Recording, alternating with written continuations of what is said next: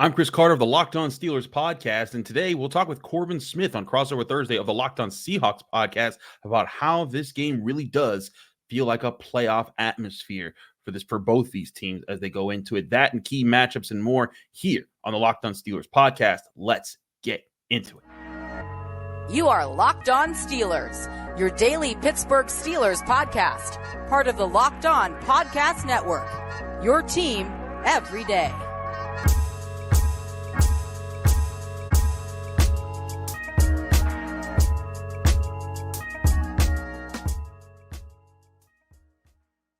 Greetings, 12s and Steelers fans. This is Corbin Smith, host of the Locked On Seahawks podcast. Glad to be joined by Christopher Carter of Locked On Steelers. It's Week 17, crossover Thursday. We've got a playoff-oriented rematch coming up on Week 17 Sunday docket. These two teams surprisingly have played each other a lot in recent years, the Seahawks and the Steelers, beckoning back to that Super Bowl 40 matchup. There's a little bit of a rivalry here, even though they're not in the same conference. They'll be duking it out at Lumen Field. A special thanks to all the 12s and Steelers fans for tuning in to this latest crossover special, which is brought to you by our friends at PrizePicks.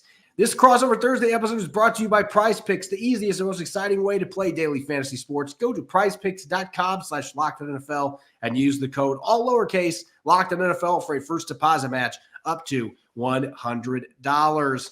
All right, Christopher, this is the game that is, I think saying there's massive playoff implications would be underselling what is going to be coming up on Sunday, particularly for the Steelers, who looked like they were down and out of the playoff race, and then they not only beat the Bengals, they whipped the Bengals this past weekend with Mason Rudolph under center. Mike Tomlin has announced that he's going to be playing quarterback again this week against the Seahawks, and they're hoping that that red-hot offense that finally showed up last weekend travels well to the Pacific Northwest with their playoff hopes slim but still alive after that victory. Yeah, that's the thing, is that this Steelers team, a lot of people left them dead and buried after their 3 straight losses. And listen, it's been such a roller coaster season for the Steelers. At one point, they were 7-4, facing 2-win teams at home, and they were in position to chase the Ravens for what was the AFC North division and even potentially a 1 seed. A lot of people looked at that like, after all the wins they accumulated, Patriots and Cardinals shouldn't be a problem. They dropped both of those games. Kenny Pickett gets hurt. The entire linebacking core gets decimated. The entire safety core gets decimated. And then they lose to the Colts on the road in a terrible way. And everyone's thinking it can't get any worse. They put in the third stringer, Mason Rudolph, and then all of a sudden they get their first 34-point game in a winning effort since 2020, when Ben Roethlisberger was at least not as old as he was in his last year. And it's been a remarkable turnaround. Also, the point of the Seahawks-Steelers rivalry. It's funny you said that. We were just talking to Najee Harris in the Steelers locker room on Wednesday, and he talked about how, like, growing up, he's a West Coast guy,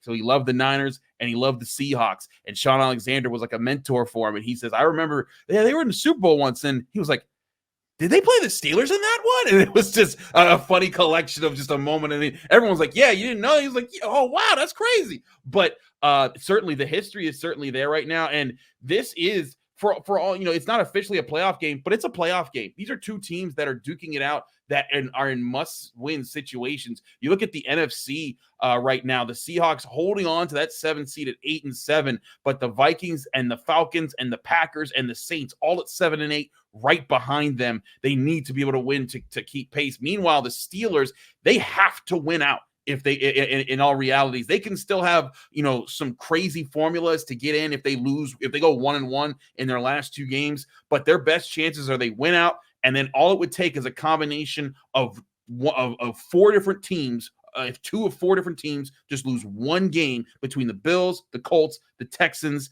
and the Jaguars, if 2 of those 4 teams at least lose 1 game over the next 2 weeks, and the Steelers went out, they're in. And in fact, 2 of those teams even play each other. So there's one of those losses is guaranteed. So it is a must-win situation for 2 teams that have had entirely roller coaster seasons.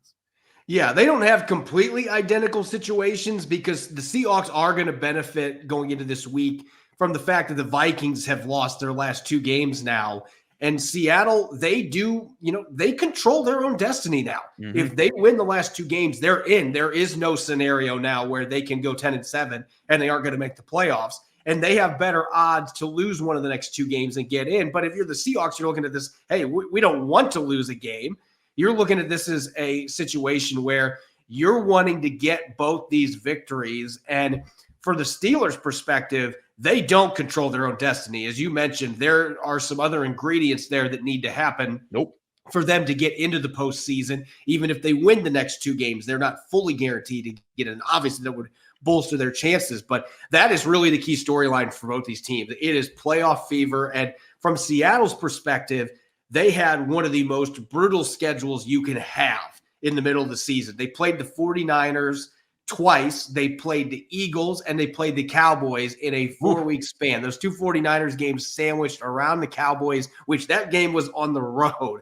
So that was as tough of a 4-game stretch as you are going to have in the NFL. And the game they lost before that, the Rams have ended up being pretty solid this year. And right now they're the number 6 seed. So they had one of the nastiest month-long schedules you can imagine. And yet here they are now. They've won their last 2 games. They got that big win of the Eagles. They were able to steal a win from the Titans on the road, which winning games in the NFL, it doesn't matter how decimated the other team is. Winning road games in the NFL is hard. But this really is a team that feels like those games they lost, that 4-game losing streak, with all those teams being playoff teams, elite playoff teams for 3 of those, they feel like they are a much better team now, and it has positioned them to make this late season run and potentially be a threat to some of those teams that beat them earlier in the year. It's interesting how those things work. The confidence has certainly been turned up going into this game, and I'm sure the Steelers feel the same, getting that big win over the Bengals last weekend. Yeah, it was certainly a situation where there were a lot of people saying like this season's done and buried. Mike Tomlin's about to have his first ever losing season. Just book it. And there were plenty of people in town, screaming fire Mike Tomlin because he's the biggest problem and all this other stuff. And then you get a win like that, and all of a sudden the tones change around the room. And that's what I'm saying. Roller coaster year, man, for both of these teams. And you're right. It's been different journeys too, because both teams have also dealt with massive injuries that have crippled their roster at different points of the year, and they've had to find a way to try to limp through some games and find a way to get some wins. That was the other part that was really impressive about it. The Steelers are down to, Minkah Fitzpatrick, DeMonte Casey, Keanu Neal, Trenton Thompson, who came off the practice squad, and Elijah Riley. 5 safeties that they had going into this season. All were unavailable basically in the last game. Elijah Riley played like 3 snaps, and they had Patrick Peterson rotate to safety, and they had Eric Rowe get off the couch and join the team and learn how to play safety for the team. And that secondary intercepted Jake Browning 3 times. Jake Browning, who was leading a Bengals offense to average over 30 points a game over his last 3 contests. And also a linebacker group that's down to Miles Jack coming off the couch after retiring at the end of last season, as they're down their top 3 guys who all they signed this year to be a rotation for them. So they're finding ways to string things together just like the Seahawks are. And I think that's the remarkable part. And that's often what defines playoff teams is, how do you deal with adversity? How do you face it when your players are going down and you need to find answers and get guys to step up? I think that's a huge story for both of these teams going into such a big game. And that goes back to the guys that are on the sideline. And Pete Carroll's gotten similar noise from fans in recent years, although I think with what's going on in Denver today, that maybe there's even less going towards Pete Carroll. Maybe Pete Carroll knows a lot more than some of these fans are realizing. And then Mike Tomlin, what he's done with all the injuries, the quarterback uncertainty and things they've had in Pittsburgh. This is a game of 2 teams that have found a way to have a bit of a resurgence here, and both are trying to get into the postseason. And this truly is a de facto playoff game for both the Seahawks and the Steelers. We're going to be breaking down some matchups and maybe a few wild cards to watch going into this game. That'll be coming up next year on our crossover Thursday edition of the Locked On Podcast Network.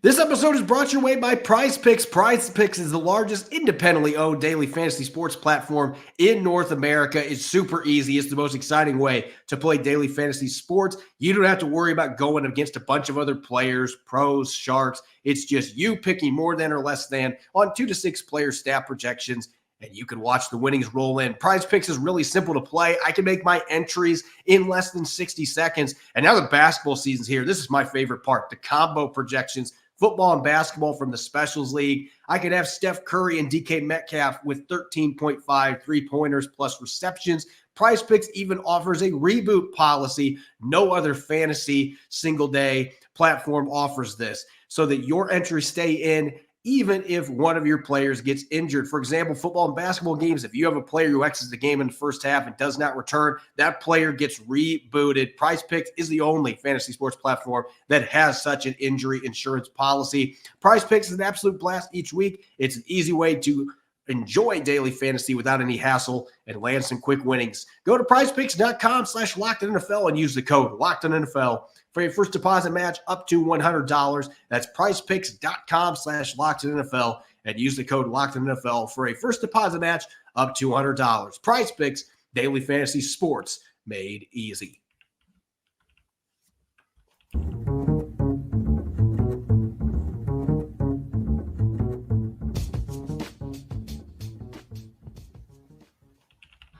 You're listening to Crossover Thursday here on the Locked On Podcast Network. Locked On Seahawks, Locked On Steelers. I'm Corbin Smith, host of the Locked On Seahawks podcast. Glad to be joined today by Christopher Carter of the Locked On Steelers podcast. And we've got a de facto playoff game coming up this weekend at Lumen Field. As we just mentioned in the last segment, the Seahawks are 8-7. The Steelers are 8-7. The Seahawks right now have the last wild card spot. The Steelers are trying to fight back into one of those wild card spots in the AFC. And so this is truly a must win for both of these teams in week 17. And that's all you can ask for this time of year. You want to be playing meaningful football games. And Christopher, looking at this game from a Steelers perspective, you mentioned all the injuries that Pittsburgh's had to deal with at a number of different positions. From an offensive standpoint for the Steelers, with Mason Rudolph under center, what matchup are you looking at against this Seahawks defense that either is concerning or one that intrigues you that might be an advantage for the Steelers this week? One thing I think the Steelers have to be aware of, and I asked Mike Tomlin directly about this and during his Tuesday press conference, is how will the Seahawks attack the middle part of the field? Because right now that is the weakness of the Steelers defense as it's constructed. And the Steelers, that part of the defense looked really good against the Bengals. They were confusing Jake Browning. They were able to mix up their coverages. Terrell Austin, the defensive coordinator, his defense is very much, we're going to come at you with a lot of different looks. We're going to disguise our zones, disguise our man coverages. We're going to bring heat from different places. We're going to trust our pass rush to win a lot of times so that we can do more disguises. And it worked. But I really do think that is a proverbial cherry that's going to turn into a pumpkin at some point for the Steelers, and they have to find a way to prolong that as much as possible. And I say that because you're dealing with a lot of backups there. Again, you're dealing with a practice squad guy like Michael Walker, a second-year, seventh-round pick like Mark Robinson, who's a converted running back playing linebacker. You're dealing with Miles Jack coming off the bench. They just signed Jalen Smith, as a free agent to come fill in for their situation at the linebacker. And then again, at safety, Patrick Peterson looks like he fits really well at safety, which could change the trajectory of his career. He could turn into a Rod Woodson, Charles Woodson type of guy on the back end of that defense if Minkah Fitzpatrick can get healthy and they become a pair for the next couple years. But next to that, you have Eric Rowe, Trenton Thompson might be another guy, and Miles Killebrew, who's a special teams ace, but not fast enough to play regular safety. If I'm the Seahawks, I'm attacking that right away. I'm going after the Steelers right down the middle. I'm challenging them. And listen, I know the Seahawks, they've been kind of a middle passing team. It's not like Geno's been lighting it up every week this year. And then Drew Lock's had to play. But if I'm the Seahawks, I'm going after that. And if I'm the Steelers, I'm doing everything I can to neutralize that and everything I can to also neutralize Kenneth Walker. And I think that's where the Steelers got to really be careful, because if they let Kenneth Walker take over, it's going to make things a lot easier for Geno Smith and start to open everything up. Where they did really well against the Bengals was they took away Joe Mixon, they took away all their running backs, and they said, hey, Jake Browning, beat us with T. Higgins. Beat us with Tyler Boyd. Jamar Chase didn't play in the game, but that's what they forced them to do, and that allowed their corners. Joey Porter Jr.'s had a fantastic rookie campaign. They've been able to manage that. Now, can they do that against this group? I'm not as sure, because the Seattle Seahawks offensive line, I don't think, is as bad as what the Bengals field for week in and week out. It's not like it's elite, but it's a different group. And I think that if Pete Carroll's looking at this, he's probably thinking, how can I get Kenneth Walker on maybe some Texas routes over the middle? How can I work in Noah Fant or Colby Parkinson or Will Dissly into some seam routes right up the middle and force Miles Jack to run with those guys a little bit and force them to communicate at a higher level. If I'm the Seahawks, that's where I'm going. And if I'm the Steelers, I'm doing everything I can to mitigate that part of the game and make it all about TJ Watt, Alex Highsmith. We're getting to Geno Smith before you even have time to think about that. I'm glad you mentioned the tight ends because I know that our listeners on Locked On Seahawks probably are getting tired of me bringing it up, but it's been an issue for them all year where they have three really solid tight ends that can all catch the football, and we haven't seen Shane Waldron, the offensive coordinator, really try to get these guys involved in the passing game. And there's been other teams where it felt like that should be a big part of their game plan with all the injuries that the Steelers have. I'm looking at that thinking running backs, tight ends, Jackson Smith and Jigba from the slot, his ability to win over the middle of the field, really attack these backup linebackers, guys that just came off the couch. And the other thing that I think is going to be fascinating to watch here, if Minkah Fitzpatrick plays in this football game, Geno Smith, for all the faults there may be in his game, you got to see last week, and really Jake Browning's two duds this year since he became the starter, both were against the Steelers, where you have seen the lack of arm strength. One thing that Geno Smith does not have to worry about, he can sling the pigskin. He can throw it anywhere he wants. He can make all the NFL throws. And so is he the quarterback that is going to be able to take advantage of some of those windows that the Steelers may have left open that Jake Browning just simply didn't have the gun to be able to sneak the ball in? And he's going to get the ball downfield too. So that leads me to my matchup that concerns me. You mentioned the O-line for Seattle. I feel like it's been better since they got Abraham Lucas back. And yet this is still an offensive line that is a middling group, in my opinion. And I look at TJ Watt, one of my favorite players in the league. And I think Alex Highsmith is one of those underrated pass rushers out there. They got two really good outside edge guys there. Charles Cross and Abraham Lucas, they're going to need to provide some help for them, especially Lucas with Watt spending most of his time on that side of the line. They're going to need to provide help. If you can give Geno Smith enough time, he has really good pocket presence and he can avoid some sacks himself. But if he is getting bamboozled the entire game by those guys off the edge, if there's interior pressure coming up, it's not going to matter if he can throw the ball downfield and attack this safety group that could be without both of his starters, have third, fourth string guys out there playing at that position.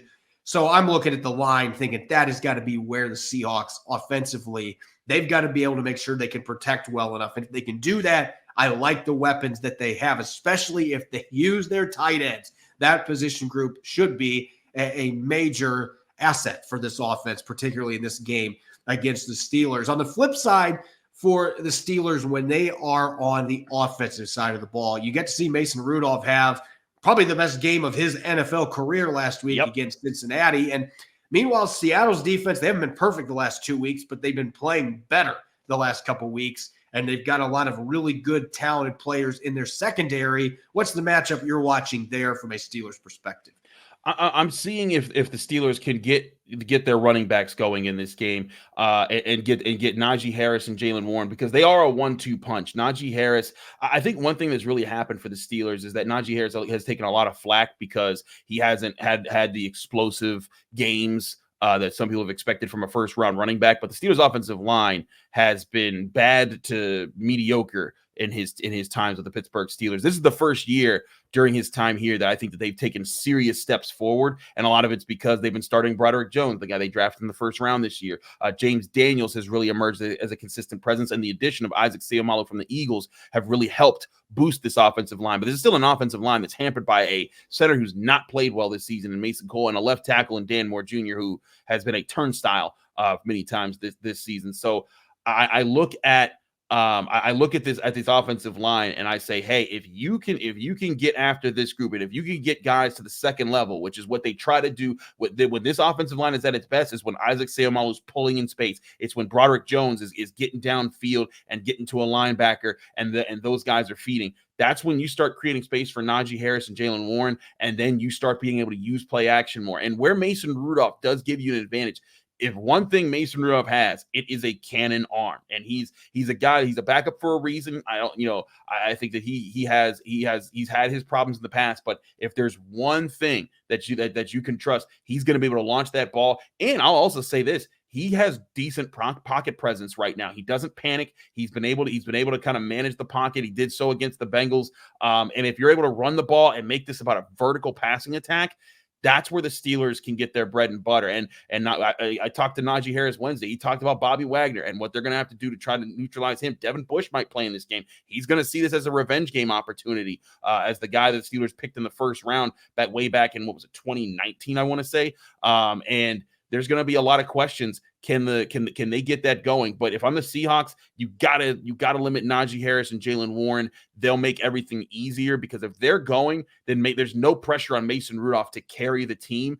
And then he can hit on a big player to George Pickens or to Diontae Johnson, or even work in Pat Freiermuth, who they used basically as a decoy last week because they knew how much Pat Freiermuth ate up the Bengals about a month ago. They said, all right, we're going to use him as a decoy. You're going to double cover him, and we're going to hit the one-on-ones. And that's what they did. Now, that's a division opponent. That's a team that they're very used to, so they have a better sense of that. Mike Tomlin admitted, hey, it's a different challenge when you go up against a team that you don't see twice a year, every year, and you're not used to their tendencies. So I think they try to go through traditional means, run the football, use play action, attack the middle part of the field, get those vertical passes going, and set things up. How are the Seahawks suited to defend the run in that kind of an attack right now?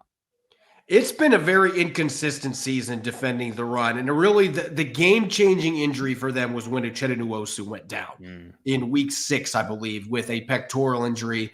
They have struggled setting the edge. Their interior guys have held up well, and the addition of Leonard Williams has really helped this defensive line. He has been well worth everything they gave up, the 2nd and 5th round pick. He's been that good. He's lived up to the hype. He's given the pass rushing from the interior as well. The X factor here in this is anybody not named Boye Mafe at the edge position, because Mafe has generally been a decent run defender. There has been a few slip-ups as of late, but he generally has done a good job setting the edge. But without Nwosu, they've had to play Darrell Taylor more. He has always been a subpar run defender. And rookie Derek Hall, there's been flashes, but he's been inconsistent defending the run. They've had to play Draymond Jones out wide. He's done okay against the run there, but I know they'd prefer to have him playing inside, where his size and speed can really be a problem for guards getting after the quarterback as an interior pass rusher. So that's really the wild card here. Are they going to be able to get any of those other guys at the end positions to do their job? Because that's what the Titans did to them last week. They got most of their yards running off tackle. When they tried to run inside, other than a couple exceptions, the Seahawks were able to stuff them, particularly in the second half. If they can do that to the Steelers and they can set it up where their edge rushers can pin their ears back and get after Mason Rudolph, this is still a quarterback that has a history of getting razzled. If there's pressure on him, one game is an exception last week, but get after him, force him into mistakes. And this is a secondary for the Seahawks that, quite frankly, has a lot more overall talent than what the Cincinnati Bengals have right now. So they're hoping they're having Devin Witherspoon back in this game, force the QB into some rush decisions and create some turnovers. But if they can't get their run defense going, Pittsburgh is a team that can travel well with that run game and make this a very interesting contest. We're going to get to our keys to victory and predictions. That'll be coming up next here on our crossover Thursday edition of Locked On Seahawks and Locked On Steelers. This episode is brought your way by LinkedIn Jobs. When you're hiring for your small business, you want to have as many top-tier candidates as possible to interview. That's why you have to check out LinkedIn Jobs. LinkedIn Jobs has the tools to help find the right professionals for your team faster and for free. When I was managing a site for SI, LinkedIn Jobs was my go-to to post writing positions to land top candidates. They made the process easy and seamless. LinkedIn isn't just another job board. LinkedIn has a vast network of more than 1 billion professionals, and that makes it the best place to hire. Hiring is easy when you can have that many quality candidates. So easy, in fact, 86% of small businesses get a qualified candidate within 24 hours. LinkedIn knows that small businesses are wearing so many hats and might not have the time or resources to hire. Thankfully, with LinkedIn, the process is intuitive. It's quick. It's easy. LinkedIn Jobs helps you find the qualified candidates you want to talk to faster. Post your job for free at linkedin.com/LockedOnNFL. That's linkedin.com/LockedOnNFL to post your job for free. Terms and conditions apply.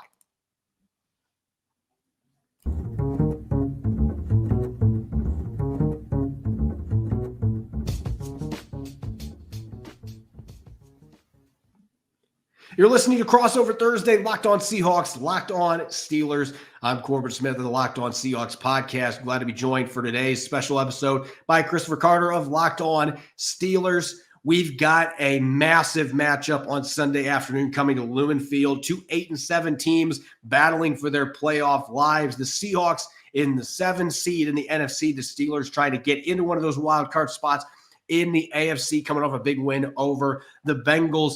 Going into this game, Christopher, both these teams have momentum with the Steelers beating the Bengals, and not just beating them bad last weekend. Mason Rudolph with arguably the best performance of his NFL career. The Seahawks, meanwhile, they beat the Eagles on Monday Night Football to get their mojo back. They beat the Titans last week, withstood Derrick Henry's greatness that he brings to the equation. They've won 2 straight. Both these teams are feeling good about themselves. At the same time, they both have very little margin for error. In the case of the Steelers, it's almost 0 margin for error. So this is a desperation game for Pittsburgh. What do the Steelers need to do to go into Seattle and win at a venue that hasn't been quite as one-sided in terms of wins and losses for the Seahawks, but they have been a lot better there this season. It's still one of the toughest places in football to win. I mean, it's still loud, right? I mean, like, you know, Najee Harris was talking about that with us. Is like that place. He's like that place creates earthquakes. You know, when Seahawks fans are into it, they're gonna be there. And listen, when you're in a playoff race, fans feel it. They flock to it. Heck, you know, with all the talk about how bad the Steelers situation was this year, and there's so many doom and gloom comments. The Steelers packed Acrisure Stadium last Saturday when they were 7-7 against the Bengals team with Mason Rudolph starting at quarterback. So I have full expectations for that to be the 12s to be out in force for the Seahawks there. But for what the Steelers have to do, it's kind of been what we've talked about. They have to play their style of football in running the ball, using play action, and keeping Mason Rudolph comfortable in the pocket so he can look down the field. And one thing that I think that Mason Rudolph did very well was his ability to process the field, to take what's there. That's all this Steelers team has really needed all year. This team, the way this roster was built, it did not need an elite quarterback to be a serious contender in the NFL. As long as you got competent quarterback play, taking the right reads at the right times, giving your playmakers just opportunities to win, and managing games. That this team would be an 11-win team right now if it consistently had that throughout this year. But unfortunately for them, they haven't. Kenny Pickett has had some rough days. Then they went to Mitchell Trubisky when he was hurt, and Mitch Trubisky was not that at all. Mason Rudolph in his one start has been exactly that, and I think that's why he's going to be the starter for this game. Mike Tomlin has said the door is still ajar for Kenny Pickett to earn that spot, but I think it was last Thursday when he announced that Kenny Pickett would not be playing. So I anticipate either Thursday or Friday being that day for the Steelers when they come out and make at least an announcement today. We did talk with Kenny Pickett on Wednesday, and he said, hey, basically he feels like he can go, but it's about the doctors telling him whether he can go. And I've covered Kenny Pickett since college. That dude, if he broke his leg and he would tell you that he's fine, he'll go out there and he'll try to win you a championship. That's the kind of stuff that he did at the University of Pittsburgh when I covered him there too. But I fully anticipate Mason Rudolph to be in this game. The key for the Steelers is take the pressure off him and let him make the good throws that he can, get the one-on-ones, let George Pickens, Diontae Johnson, those guys make plays for you downfield and get the run game going. And then on the defense, stuff Kenneth Walker. Don't let him ease pressure off of Geno Smith. Force Geno Smith to hold on to the ball so that when TJ Watt and Alex Highsmith are bringing it, they're the playmakers in this game. I have a question for you, Corbin. One of the things that I think the best teams that have dismantled the Steelers this year, and I think back to how the Niners beat them, I think back to how the Texans beat them, and I think back to how the Colts beat them. The one thing that they all were able to do, where they were able to kind of isolate Watt and Highsmith in the important moments and say, hey, we're going to call a screen pass. We're going to call this concept that makes it so the edges, they're the least relevant players on these plays. And that's how, and they would attack the linebackers. They would attack the safeties. They would attack those guys and say, hey, you're the ones that are going to have to do your jobs to be at the crux of this play. Is this a Seattle Seahawks offense that you think can do that consistently throughout a game right now? This is going to be really weird for me to say because every year I covered the Seahawks and even the 10 years before then, they couldn't run a screen to save their lives, but they've actually been consistently effective, at least running wide receiver bubble screens. They've gotten a couple running back screens that have busted, but they've been pretty solid with the receiver screens, and they can attack the middle of the field. It's just about the willingness to do so. And if they actually take advantage, they have the people to. They've got 3 really good tight ends. Jack Smith and Jigba's excellent in the middle of the field. Their running backs are capable. So the personnel is there for them to do it. The question is, are they going to be able to scheme it up? Are they going to be able to have their coordinator initiate a game plan that's going to take advantage of that? From a Seahawks perspective in this game, it is all about trying to neutralize TJ Watt and Alex Highsmith. Can you find a way to protect Geno Smith just good enough that he is able to get the ball downfield to them? Because this Steelers defense, as solid as it is, they are in the top 10 in the league in passing yards allowed. They have given up a lot of passing yards this year, but it hasn't resulted in a lot of passing touchdowns because teams are not able to have the time to really take those shot plays. But with the injuries they've got at safety, some of the inconsistencies at corner, Seattle's receiving core is playing as well as it has all year right now, and they're starting to play to the level we expected. They've got weapons galore on the outside. Geno Smith's coming off his 4th game-winning drive of the season. He has been money late in games. He's thrown 5 touchdown passes his last 2 starts. It feels like he's finding his comeback player of the year groove. Can you keep him upright enough, though, that he's able to do that? And I think some of that goes back to the run game, too. You've got to be balanced in this contest. You can't go in and think we're going to run the ball only 30% of the time and we're going to average 2.5 yards per carry. They need to be more efficient, and they need to be able to run the ball enough that the Steelers have to respect it in this football game. And then defensively, eliminate George Pickens' big playability by getting after Mason Rudolph. I'm looking at Boye Mafe. I'm looking at Darrell Taylor, and I'm looking at Derek Hall. Can the edge guys, and the interior rusher as well, but can the edge guys really collapse that pocket of Mason Rudolph and make him frenzied, make him make some of those bad decisions he's made in his other starts in his NFL career that he's had? Can you force him into mistakes and prevent him from having the time to be able to take those shots downfield to George Pickens against your secondary? I think if the pass rush is able to win up front and they don't let the Steelers really ground them and pound them with a run game, that they can get Mason Rudolph frazzled, even with how last week looked. If they can't accomplish those 2 things, then this could be a game that ends up being far more difficult than they already envisioned. I expect it is going to be a close game. And that's really the last question here, Christopher. We've got a game right now where the Seahawks being, I believe, 3.5-point favorites now for this game. It was 2.5, and it jumps up to 3.5 according to FanDuel. What are your thoughts on this game as far as the Steelers' chances of being able to cover that or even potentially pull the upset going into this game? I think this will be a 3-point game. I think this will go down to the wire. And with that, I think the Steelers will be able to cover. But I think it's going to be a very even game, and I think it's going to come down to turnovers. It's going to come down to chance on those and who blinks first in those opportunities.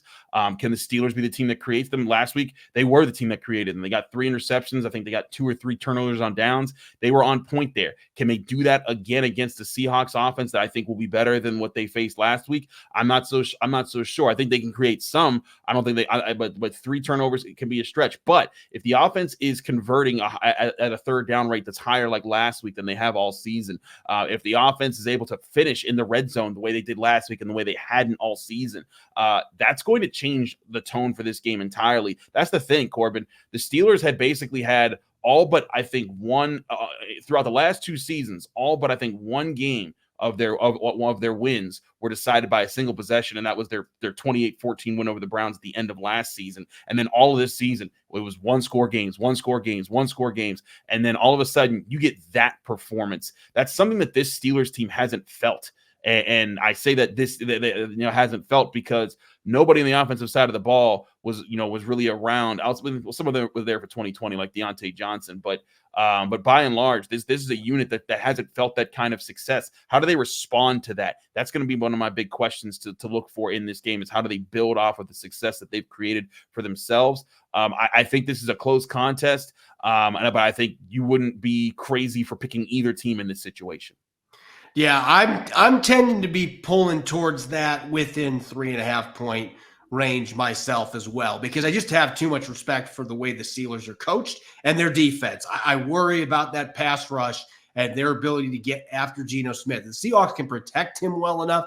I think the Seahawks have more talent on the outside, and I think that would allow them in front of their home crowd to have an advantage. But I just think the Steelers, that pass rush, the mindset, the physicality, I expect this is going to be a game that absolutely goes down to the wire and could go either way. It's going to be one of those get your popcorn ready matchups, especially with two teams that are in desperation mode, that need a win to stay in the playoff hunt in both the NFC and the AFC. That's a wrap here on Crossover Thursday here on the Locked On Podcast Network. I'm Chris Carter.